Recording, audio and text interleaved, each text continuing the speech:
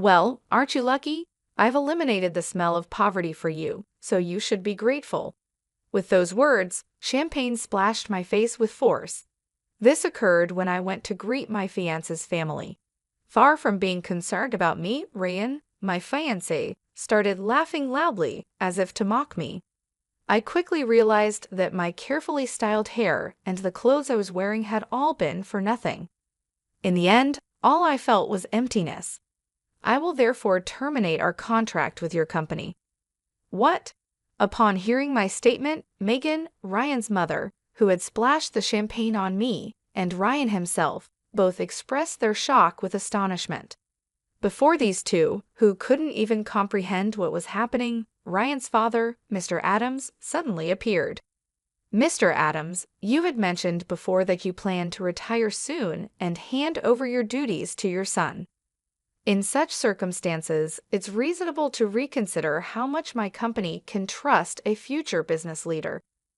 There might have been an intention to maintain our relationship through your son marrying me, but unfortunately, it has backfired."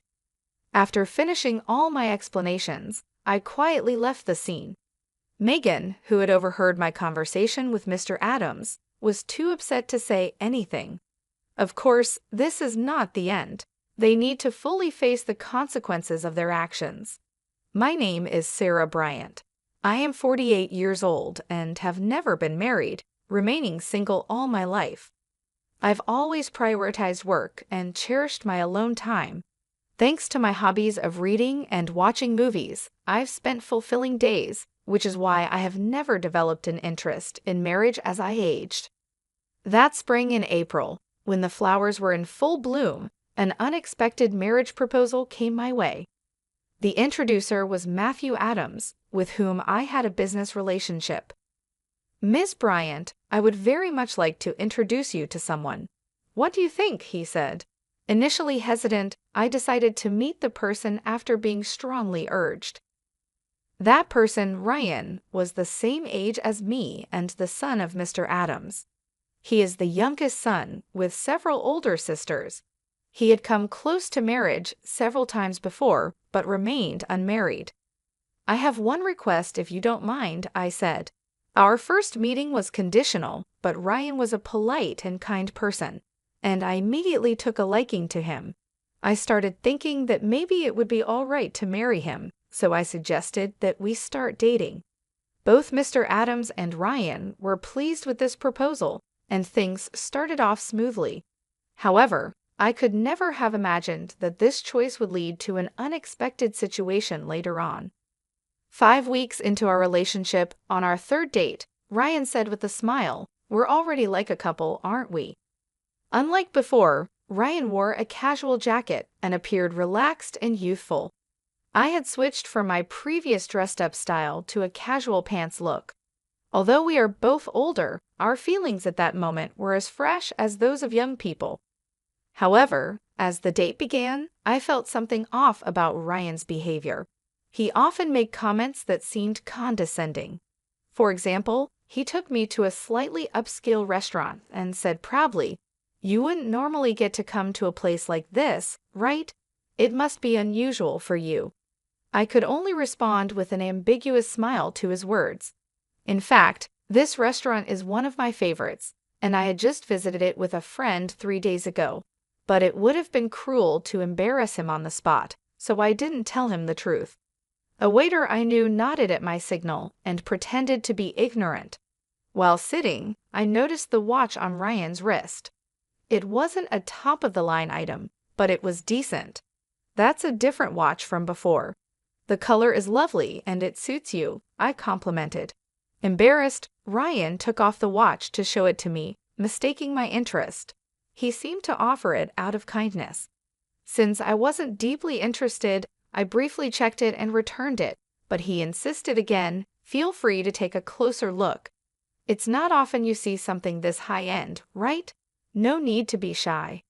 My reaction was not so much out of politeness as it was just a lack of interest in men's watches. Though I agreed to take a closer look when he insisted, I felt a bit perplexed. To me, a watch is just an accessory, and I think checking the time on a smartphone is sufficient. Many of the older people I work with wear them too, so I actually see them quite often. Thank you for showing it to me. It's nice to have something you like, I said. Ryan slightly pouted and surreptitiously followed my belongings with his gaze. What caught his interest was a bag that I am particularly fond of. This bag was specially made for me at a favorite workshop, reflecting the craftsman's skill and my taste. It's very practical. It was a bit pricey, but it seemed cheap to Ryan. I was wondering, don't you have a proper bag instead? I think you should have something more prestigious. The bag was custom-made at an Italian bag store and naturally doesn't have a brand logo. In fact, the Craftsman's Workshop logo is branded on the bottom of the bag. However, I prefer simple designs above all, so I asked to hide it. It would be difficult for someone not accustomed to women's bags to judge its price just by looking, but I couldn't help but be puzzled by his consistently superior tone. Sometimes I dismissed it, accepting that he's a sheltered son who doesn't know the world, but the feeling of discomfort didn't easily go away. At one point, I thought about reconsidering marriage, but since we'd only met 3 times, it seemed too hasty to decide on a separation. So I decided to wait and see how things would unfold. Since then, we have continued dating. Ryan does show some immaturity at times, but he is essentially an honest person. He no longer exhibits the unnatural behavior he showed before. No one is perfect from the start. If you have patience and gradually find harmony, love will eventually grow, said an older female celebrity on a show I watched for distraction. I found some truth in those words. The following week, we went to a famous hotel buffet for our 5th date. Strangely, Ryan piled 3 or 4 servings of food onto his plate. Are you sure it's okay to take so much? It would be a waste if you can't finish it, I lightly commented, to which he suddenly burst into laughter. Wondering what was so funny, he said, "A waste, Sarah? Are you still talking like someone poor? It's okay to take this much. It doesn't matter if I throw it away if I can't eat it all." I made a sour face. It seemed he completely failed to understand that wasting food not only incurs costs, but also discomforts other customers. The issue isn't just about money. It's about resources and the environment. Aren't you aware of the concept of food waste? It's also inconsiderate to other customers. And eating disorderly isn't good, I said, my voice carrying more sternness than usual. In response, Ryan suddenly shrank back as he poked at his pasta with a fork and muttered, "I'm sorry. Please don't be angry. My mom said you might be marrying me for money, and I just reacted without thinking." The word mom lingered in my ears, and I inadvertently repeated it. Referring to one's mother as mom at nearly 50 years old is uncommon and suggested a peculiarity about his family environment. As the date neared its end with this discomfort in mind, Ryan drove me home.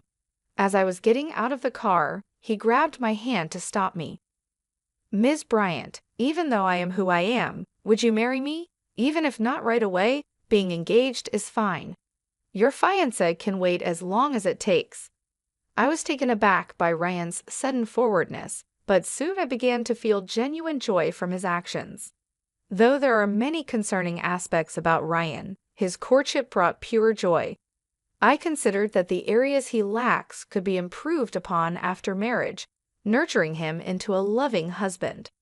3 months had passed since we met, and I felt it was the right time to move forward. Let's grow together by complementing each other. We both have flaws and differences, so let's talk a lot and resolve them, I said with teary eyes, moved by emotion. However, the moment I agreed to the proposal, Ryan once again exhibited problematic behavior. "Let's start preparing for married life. First, you should quit your job, take care of the home, and learn housework from my mom," he began with a smile. My joy vanished, replaced by rising anger. I countered him more strongly than usual. "Don't be so presumptuous. If that's your attitude, then marriage is out of the question." "Goodbye," I said. Ryan was silent, stunned. During that moment, I got out of the car and immediately went back into my house. Though I had decided to distance myself, I reluctantly agreed to meet after receiving a message from Ryan over the weekend, insisting on seeing me. The weekend came quickly, and Ryan was already waiting at our meeting place when the appointed day arrived.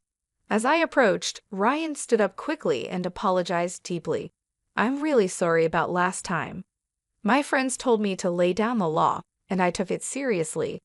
They even scolded me for actually thinking it's okay to do that," Ryan said, his energy low, which soon began to dissolve my anger. Just a while ago, I felt like clicking my tongue at him, but ultimately I came to terms with it. It's somewhat disappointing, but he is dear to me. Ryan is very straightforward, and sometimes it might be hard for him to distinguish between jokes and seriousness. He is easily influenced and somewhat indecisive, but I reminded myself that no one is perfect from the start. Make sure you keep this in mind. "We're getting engaged, after all," I said with a wry smile. At those words, Ryan looked up suddenly and brightened immediately.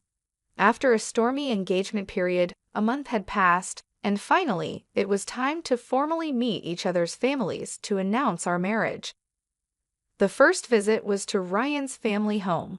Although I had a long association with Mr. Adams, it was strictly professional, and this was my first time visiting his home, which was nerve-wracking. Ryan was as gentle and lovely as usual, but he seemed a bit off since the morning of the visit. I thought he might be nervous, but apparently that wasn't the case. About my mom," he started, and I braced myself, thinking of the potential issues between a daughter-in-law and mother-in-law. However, I believed in his mother, known to be a hard-working woman and the kind-hearted wife of Mr. Adams. I hoped that if I spoke sincerely, she would understand, but I was mistaken. Yikes. The moment I stepped into the room where we were supposed to greet each other, liquid splashed onto my face. My eyes hurt intensely, and further, a strong irritation hit my nose, causing me to cough violently. I immediately panicked. "How about that, you poor thing? I got rid of the poor smell for you, so be thankful," I heard a mocking voice say. I was surprised by the bitter taste, smell, and heat.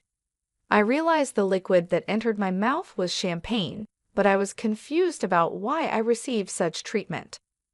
"Megan, what are you doing?" Mr. Adams exclaimed in shock. The situation became clear. Ryan's mother and my future mother-in-law, Megan, had thrown champagne in my face. It seemed the earlier mocking voice was also Megan's. I remembered how Ryan had previously looked down on me as poor. I realized that this attitude might have come from Megan. "Haha, what's the matter, Sarah? You're all wet. Funny, isn't it? Go, Mom." Ryan laughed loudly. At that moment, I realized that everything up to this point had been in vain. Only emptiness piled up in my heart. "I will therefore terminate our contract with your company." "What?" At my statement, Ryan and Megan both exclaimed in surprise. They hurriedly looked at each other and seemed to be discussing something in whispers. Whether it was about our business dealings or something else, I was not involved. As an outsider, I merely speculated about their conversation. At that moment, there was one person who remained quiet, Mr. Adams, who, without a word, looked pale and wide-eyed.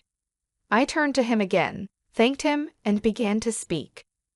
"First of all, Mr. Adams, I would like to thank you for your cooperation so far. It must be due to the condition we agreed upon that such an incident did not occur before." Then, when I turned to speak to Megan and Ryan, Megan looked at Mr. Adams with a doubtful expression and then stared at me sternly. Meanwhile, Ryan watched Megan's reaction while looking at me. I continued quietly, "This may be an unexpected statement for them, but I hope they listen carefully. One condition of accepting the matchmaking was that I would not reveal I am the president of a company until the marriage was decided. I thought my title might get in the way. My connection with Mr. Adams was born out of significant business transactions that I had built over the years while focusing on my business. I picked up my business card. Naturally, it listed my company name and position. Those not involved in management might not know the details of our transactions, but they would at least understand the title. Hello again, Mrs. Megan. Thank you for all your help so far. This is my position. I have been working with your husband's company for over 10 years. Currently, my company is probably your biggest client. I wonder what percentage of your company's sales we represent. When I handed over my business card, Ryan turned pale with surprise. He worked in his father's company, and seeing my company name should have made it clear who I was to Mr. Adams. I am not just any business owner. I am the owner of one of his most important business partners. Therefore, I wanted my profession hidden initially to truly assess Ryan's character when choosing a lifelong partner. I wanted to see the real person, not just superficial behavior. I cannot afford a contrived attitude because it could affect the fate of a parent's company. Thus, I was introduced merely as someone I met through work. I wore fake glasses and significantly altered my makeup and hairstyle for our dates. While the disguise served as a temporary amusement, in retrospect, it was a waste of time. I'm sorry, Mr. Adams, but I must decline this proposal.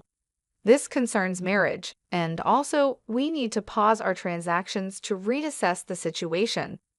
I stated, then sat down to face Mr. Adams. Afterward, I explained the situation as calmly as possible. Mr. Adams turned pale upon hearing my words and stuttered. The transactions are affected? That can't be right. But his reaction seemed forced. I shook my head firmly, indicating that my decision was final. However, wanting him to understand that my decision was not based on a fleeting emotion, I continued in a calm voice. Mr. Adams, you mentioned before about planning to retire soon and handing over your responsibilities to your son. In such circumstances, it makes sense to reconsider how trustworthy a future business partner can be. There might have been an intention to maintain our relationship through your son marrying me, but unfortunately, it has backfired. Right after graduating from university, I started my own company with some friends. Over 20 years have passed since then, and I have been leading the business as its president throughout that time. As I've mentioned several times, I have built a relationship with Mr. Adams' company over more than a decade. My company, managed from a female perspective, has been recognized for its unique approach and has been growing significantly. Recently, as a result, our transactions with Mr. Adams' company have also increased. However, recently, there has been internal discussion about whether to switch to new business partners. Amidst this situation, the sudden proposal of an arranged marriage came up. Considering the timing, Mr. Adams might have sensed some movement from our company. This was not particularly kept secret. After finding out who I am, Megan and Ryan were clearly disturbed. I decided to explain the situation further to them. In fact, we were reviewing whether to continue our transactions with your company. I heard that your company is currently facing some management difficulties. Are you aware of that? As contracts with other partners are ending, this information is crucial. What does that mean? Megan asked, shocked, while frantically shaking Mr. Adams' arm beside her. Mr. Adams wiped his sweat in a flustered manner, looking anxious. It seems that the company's issues have not been discussed within the family. Ryan's glances between me and Mr. Adams caught my attention. Despite being an insider, Ryan appeared not to understand the current state of his own company. While considering this puzzling situation, I continued the conversation. In light of this, Mr. Adams strongly suggested I meet with you, Ryan, leading us to this point.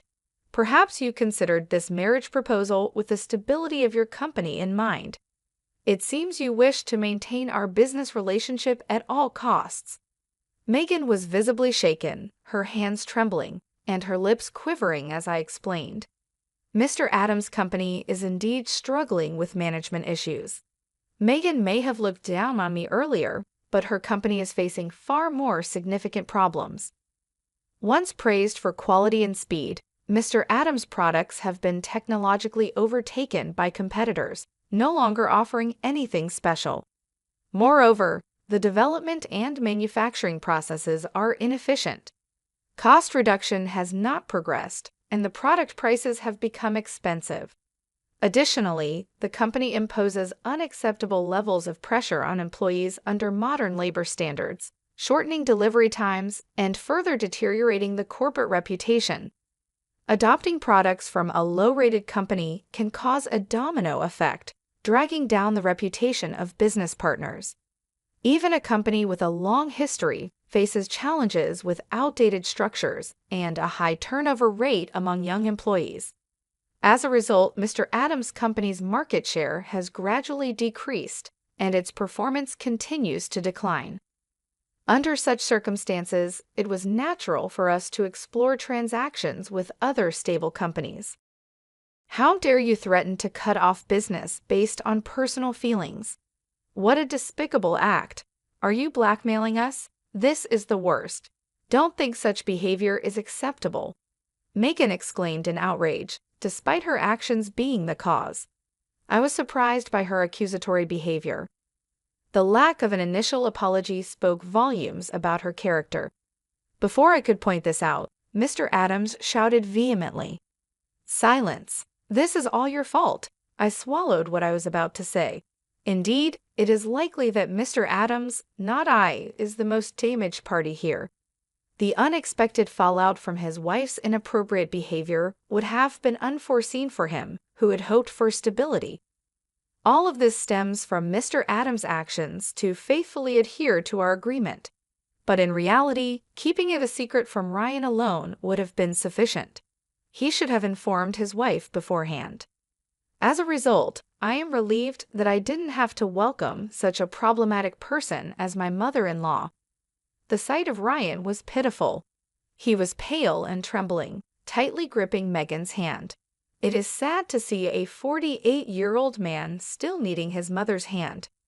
Seeing his state, I couldn't help but give him a cold look. It's impossible that you, carrying such a cheap-looking bag, could be a president. Moreover, you complained about food waste and acted like you were poor. You are lying, even about being my father's business partner. How disgraceful! Ryan vehemently accused me. He might be trying to blame me, but he is mistaken. I am not interested in branded goods and prefer to use high-quality domestic leather products. Also, my criticism of wasting a large amount of ordered food was not because I am poor, but simply because it is inappropriate behavior. There can be no calculated acting in this regard. As for this bag, it is custom-made from a workshop I frequent. Anyone knowledgeable would recognize its quality immediately, but it seems none of you are interested in the quality of leather.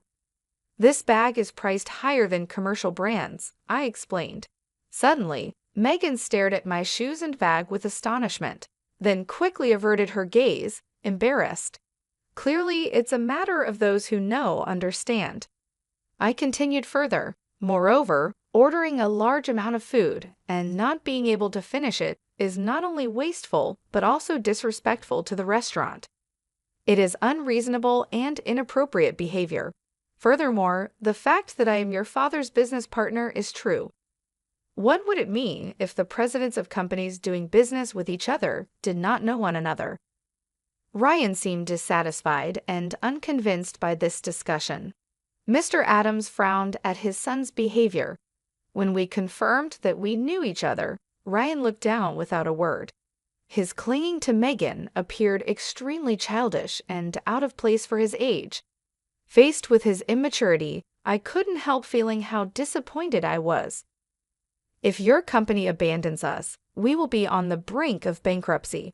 Please forgive us. Mr. Adams began to apologize profusely. This clear statement from him seemed to finally make Megan realize the situation. Realizing the gravity of his actions, Ryan turned pale and began to tremble. "Mom," he said with tears in his eyes, clinging to Megan in his distress. However, Megan was unable to respond in any way.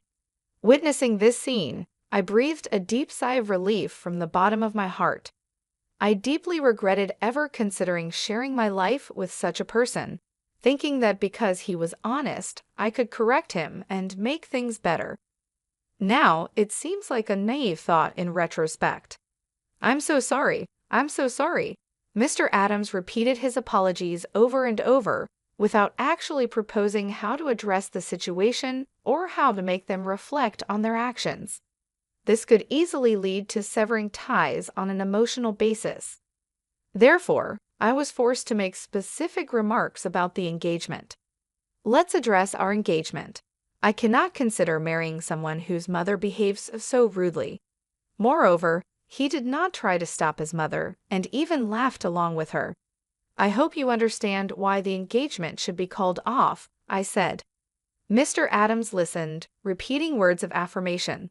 I continued the conversation. Thank you for understanding. Until yesterday, I believed in Ryan's potential for improvement and proceeded with the engagement. But now I feel relieved that our relationship has been dissolved. Furthermore, I provided specific examples of Ryan's behavior. For instance, his frequent quoting of his mother's opinions, saying, "Mom said so," and then his behavior of calling his mother Mom at nearly 50 years of age. He often used his mother's opinions as a shield to justify his improper behavior. However, his weakness became apparent as soon as I pointed out these issues. He quickly became disheartened. There were countless examples of these behaviors. Mr. Adams was astonished, his mouth agape.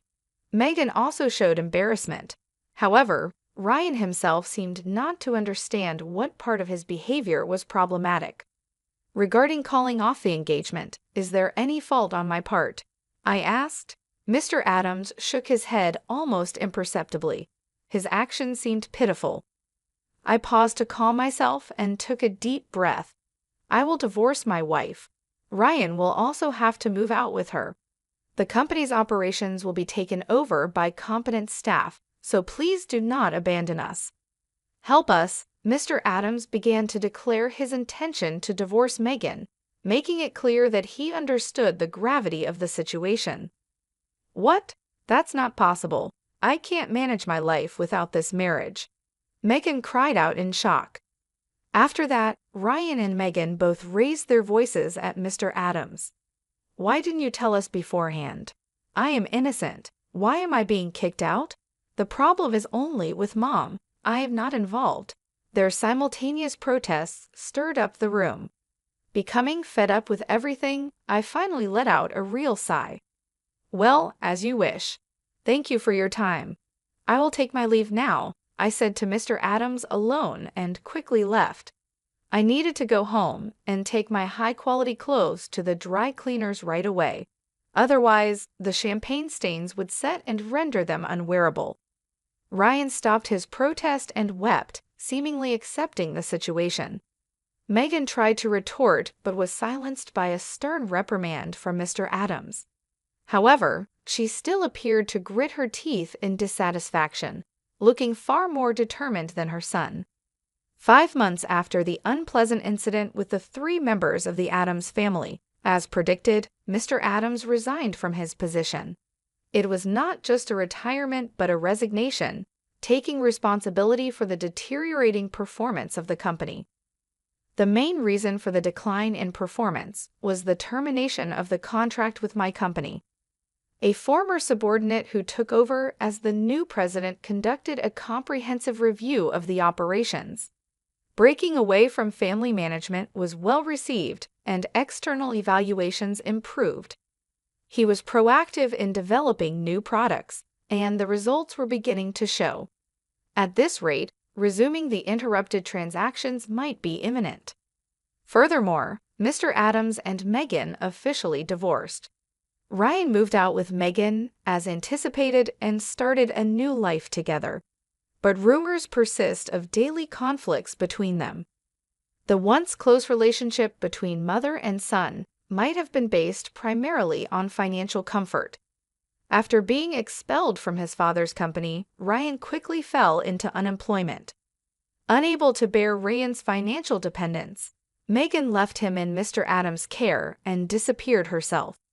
I heard she now lives alone in an old, low-rent apartment, mourning her fate. Megan once boasted of her lavish lifestyle, but it seems her behavior actually pushed many people away. Now she has neither helpers nor friends and has become a lonely figure. About a year after Mr. Adams' retirement, I had a chance encounter with the former president when I visited his former company. I unexpectedly ran into him.